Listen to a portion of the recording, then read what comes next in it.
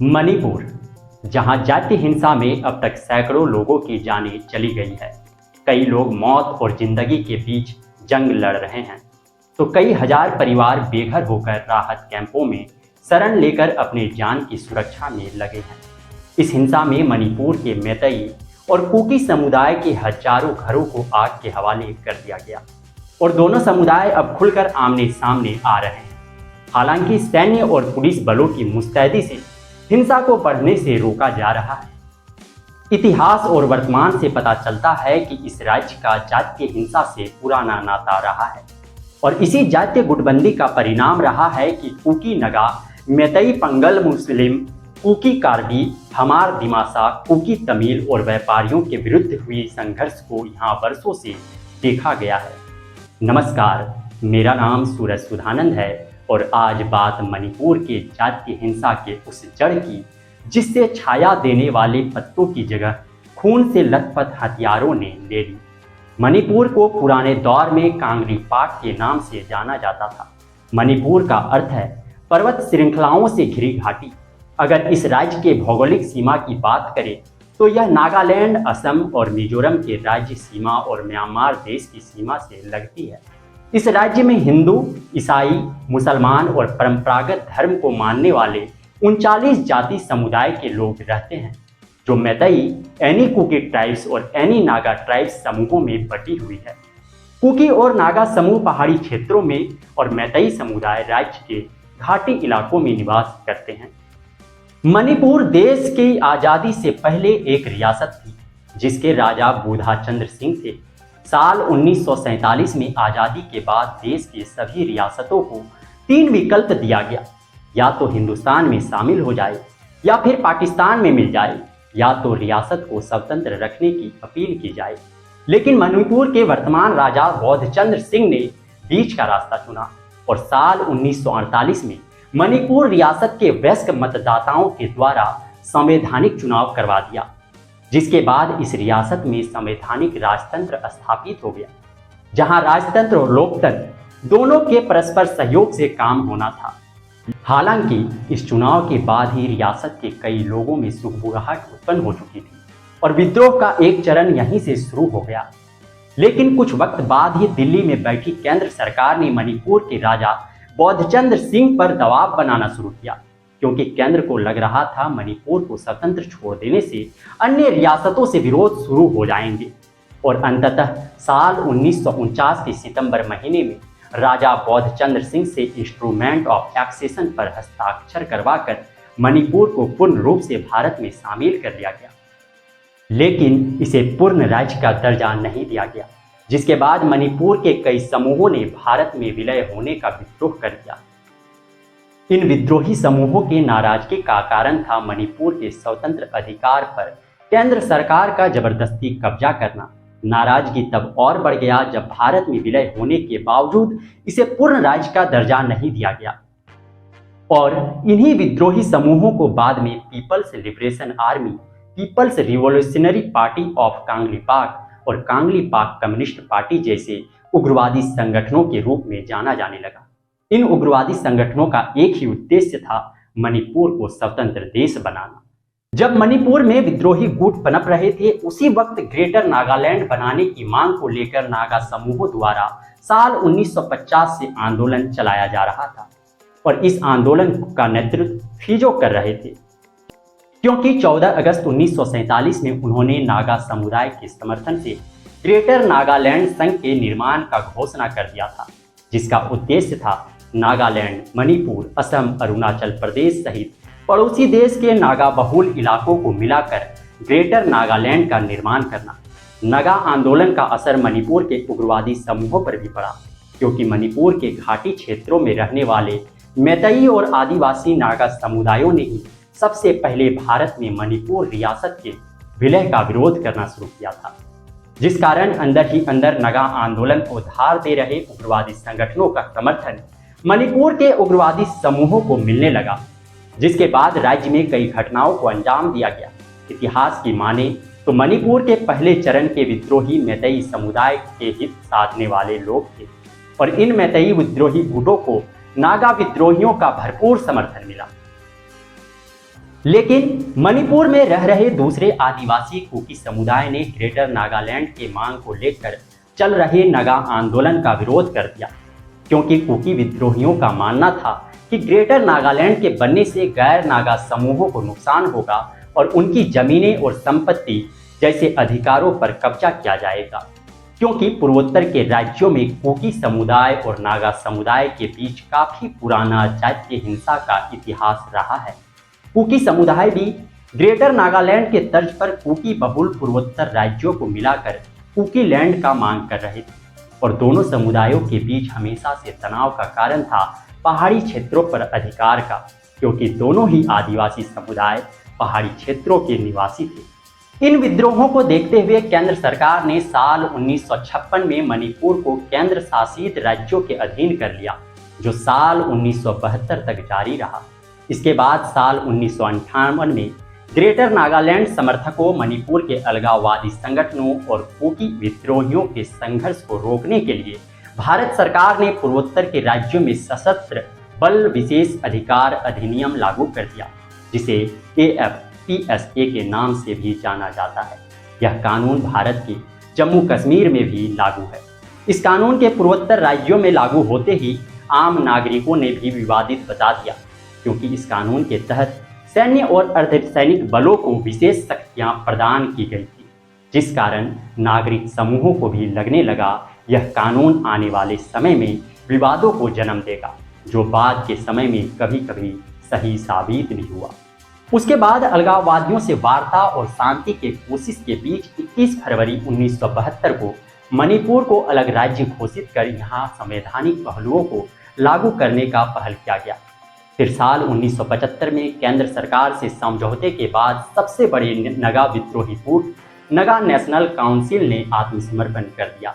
लेकिन नगा आंदोलन में आगे रहे इसाक मुइया के गुट ने उस समझौते का विरोध करते हुए अपने मांग को लेकर लड़ते रहने का फैसला किया, जिससे विद्रोही रूख कम नहीं हुई।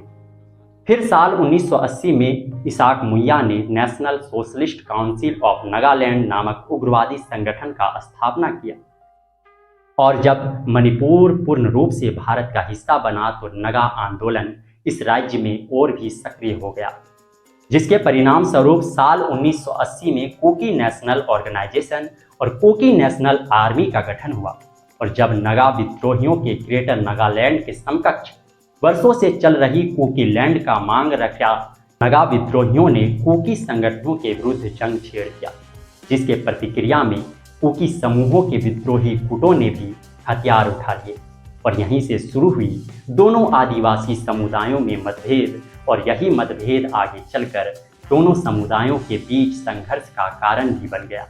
क्योंकि नगा उग्रवादी समूहों द्वारा पहले से हथियार उठा लिए जाने के कारण कुकी समूहों को भी हथियार उठाना पड़ा और कुकी समूहों में भी कई उग्रवादी संगठन पनप गए। फिर मणिपुर के भारत का हिस्सा बनने के बाद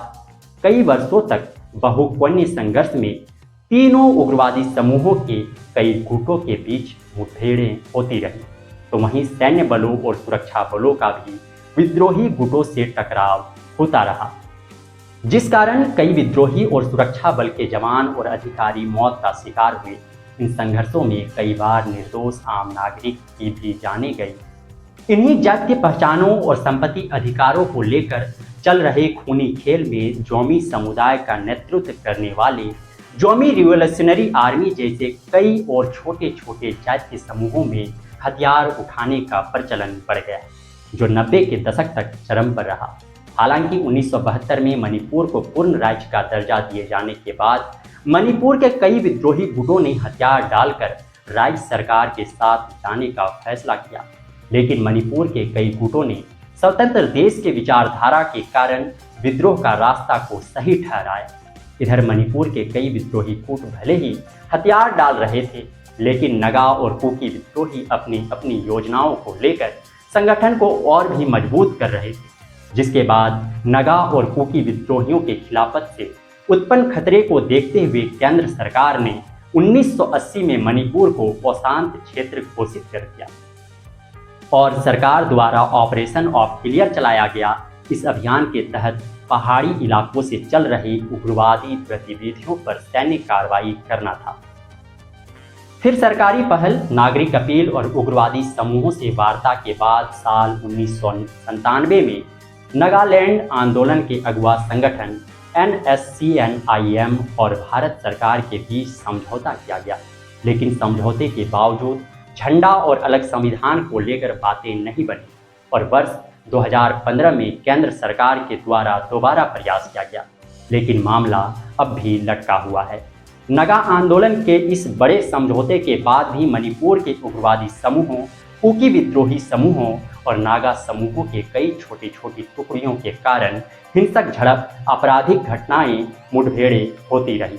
और साल 2008 में मणिपुर के वर्तमान राज्य सरकार, केंद्र सरकार और कुकी विद्रोहियों के बीच समझौता होने से शांति का पहल हुआ, लेकिन कई छोटे छोटे उग्रवादी संगठन तब भी सक्रिय थे और इन्हीं बचे खुचे उग्रवादी समूहों के कारण मणिपुर का इलाका कई बार बीच बीच में अशांत होता रहा। और अब जो जातीय हिंसा मणिपुर में भड़की है, इसमें बड़ी भूमिका इन्हीं छोटी छोटी उग्रवादी समूहों का है। रोचक बात यह है कि मणिपुर में दशकों तक चली जातीय हिंसा को रोकने में मैतेई समुदाय ने बाद के दिनों में बड़ी भूमिका निभाई और आदिवासी समूहों की आपसी जातीय संघर्ष को खत्म करने का पहल किया। मैतेई समुदाय के आगे आने के बाद नगा और कुकी समुदायों के कड़वे संबंध को पटरी पर लाने का पहल किया गया, लेकिन हाल में हुई कुकी मैतेई जातीय संघर्ष ने मणिपुर में एक बार फिर से सब कुछ बर्बाद कर दिया है। मैतेई समुदाय और आदिवासी कुकी समुदाय के आमने सामने आकर मरने मिटने के पीछे का इतिहास बहुत पुराना भी नहीं है। यह हाल में शुरू हुई सरकारी आंकड़ों में एक जातीय पहचान को लेकर है। मैतेई एक समुदाय है जिसके अंतर्गत कई समूह हैं, कुछ पिछड़े वर्ग तो कुछ अनुसूचित जाति के श्रेणी में दर्ज हैं। मैतेई समुदाय की धार्मिक मान्यता भी अलग अलग है। अधिकतर मैतेई समूह हिंदू धर्म के मानने वाले हैं और कुछ इस्लामिक मान्यता को भी मानते हैं, लेकिन पिछले कुछ वर्षों से मैतेई समुदाय राज्य में अपने समुदाय को अनुसूचित जनजाति यानी कि आदिवासी श्रेणी में दर्ज करने की मांग कर रहे हैं। इसके लिए कई बार राज्य के घाटी इलाकों में आंदोलन भी किया गया था। घाटी और पहाड़ी वाले इस राज्य में सरकारी सूची में दर्ज आदिवासी समुदाय के लोग मैतेई समुदाय को सामान्य श्रेणी के मानते हैं, क्योंकि आदिवासी समुदायों का कहना है कि राज्य के संपत्तियों और संवैधानिक अधिकारों में मैतेई लोगों का एक तरफा प्रभुत्व है। इसलिए मैतेई समुदाय के जनजाति पहचान की मांग के बाद से ही आदिवासी समुदाय इसका विरोध करते रहे हैं, जबकि मैतेई समुदाय के जनजाति पहचान के मांग को लेकर अपना अलग ही तर्क है। मैतेई समुदाय के संगठनों और नेताओं का कहना है कि राज्य के मैतेई समुदाय के लोग आदिवासी समुदायों की जमीनें कानूनी तौर पर नहीं खरीद सकते, जबकि कुकी नगा जैसे आदिवासी समूह मैतेई समुदायों के जमीनों को खरीद सकते हैं। दूसरा तर्क है, साल 2021 में म्यांमार में सैन्य तख्ता पलट के बाद वहां से भागकर आए कुकी और रोहिंग्या समुदायों और बांग्लादेशी घुसपैठियों के कारण उनके जातीय पहचान और अधिकारों को खतरा है। लेकिन इन दोनों तर्कों के बावजूद विशेषज्ञों का मानना है कि मैतेई समुदाय के जनजाति पहचान के पीछे दो और भी मुख्य कारण हैं, जिसमें राजनीतिक, आरक्षित सीटों और नौकरियों पर फायदा और मुनाफेदार पोस्ता यानी अफीम के खेती में हिस्सेदारी, जिसे मैतेई नेता खुलकर नहीं बोलते, क्योंकि पोस्ता की खेती और व्यापार अवैध होने के बावजूद मुनाफे का सौदा है, लेकिन इसकी खेती सिर्फ पहाड़ी क्षेत्रों में होती है और इन पहाड़ी क्षेत्रों में आदिवासी समुदायों का वर्चस्व है, खासकर कुकी और नगा समुदायों का, जिस कारण मैतेई समुदाय के कई समूह इन पहाड़ी क्षेत्रों में स्थापित नहीं हो पा रहे हैं। इसके लिए कई बार मैतेई समुदाय के प्रभाव वाली सरकार द्वारा पोस्ता के खेती को लेकर कानूनी दांवपेच भी खेला गया, लेकिन सफलता हाथ नहीं लगी, क्योंकि पोस्ता की खेती को करने के लिए आदिवासी समुदाय के कई समूह सरकार के अधीन वाली रिजर्व्ड फॉरेस्ट का उपयोग सबसे ज्यादा करते हैं, जिस कारण मैतेई समुदाय से आने वाले बीरेन सिंह सरकार के द्वारा इन सुरक्षित जंगलों में गवर्नमेंट लैंड सर्वे करवाया गया, जिसके बाद आदिवासियों द्वारा खेती की जाने वाली जमीनों को सरकारी नियम का हवाला देकर खाली कराना शुरू किया गया। लेकिन आदिवासी समुदायों ने इसका विरोध कर दिया और 28 अप्रैल के दिन the indigenous tribal leaders forum के नेतृत्व वाली संगठन ने आदिवासी बहुल चूड़ा चंद्रपुर में एक दिन का बंद बुलाया था और इसी रात उग्रवादी संगठनों के कई लोगों ने ITLF के आड़ में तुई वांग इलाके के फॉरेस्ट रेंज ऑफिस को आग के हवाले कर दिया। इसके बाद सरकार के विरुद्ध तनाव का विस्तार नौनी, विष्णुपुर जैसे पहाड़ी क्षेत्रों में भी फैल गया। इसके बाद सरकार पर आरोप लगा कि मैतेई समुदाय को आदिवासियों का हक छीन कर देने का कोशिश किया जा रहा है। तब मजबूर होकर सरकार को यह सर्वे रोकना पड़ा। इसके बाद मैतेई समुदाय के अगवा संगठनों को जनजाति का दर्जा देने की मांग को और तेज कर दिया। सदन में मैतेई समुदाय के प्रभुत्व होने के कारण सरकार भी इस आंदोलन के पक्ष में खड़ी दिखती रही। खास बात यह है कि राज्य के मुख्यमंत्री बीरेन सिंह खुद मैतेई समुदाय से संबंध रखते हैं। इस कारण मैतेई समुदाय को ST का दर्जा दिए जाने का समर्थन सरकारी विभागों से मिलता रहा और इस साल 3 मई के दिन मणिपुर उच्च न्यायालय ने मैतेई समुदाय को जनजाति का दर्जा दिए जाने के लिए सरकार को विचार करने का निर्देश दिया। इसके बाद ही मैतेई और कुकी समूहों के आमने सामने होने की घटनाएं शुरू हो गई, क्योंकि हाई कोर्ट से निर्देश के बाद आदिवासी समुदायों का नेतृत्व कर रहे ऑल ट्राइबल स्टूडेंट यूनियन ने 3 मई को राज्य भर में विरोध में रैली निकाला। इसके बाद तनाव की स्थिति पैदा हो गई और इसी तनाव के कारण आक्रोशित मैतेई समुदाय के लोगों ने कुकी समुदाय के शान कहे जाने वाली एंग्लो कुकी युद्ध स्मारक गेट को आग के हवाले कर दिया। फिर कुकी समूहों ने भी प्रतिशोध में कुकी बहुल पहाड़ी जिला चूड़ा चंद्रपुर में बसे मैतेई समुदाय के कई गांवों को आग के हवाले कर दिया, जिसमें भारी मात्रा में जान माल का क्षति हुआ। यह तनाव की स्थिति और फैली। इस बार मैतेई समुदाय के लोगों ने मैतेई बहुल इम्फाल घाटी में बसे कई कुकी समुदायों के इलाकों को आग के हवाले कर दिया। घरों को भारी नुकसान पहुंचाया गया, जिस कारण कई लोगों की मौत हो गई और यह सिलसिला अब तक जारी है, जिसमें सैकड़ों जानें चली गई, कई लोग बेघर हो गए, कई परिवार उजड़ गए। यह कहानी है मणिपुर के जातीय हिंसा के जड़ की, जिसने सब कुछ अपने आगोश में लेकर बर्बाद कर दिया।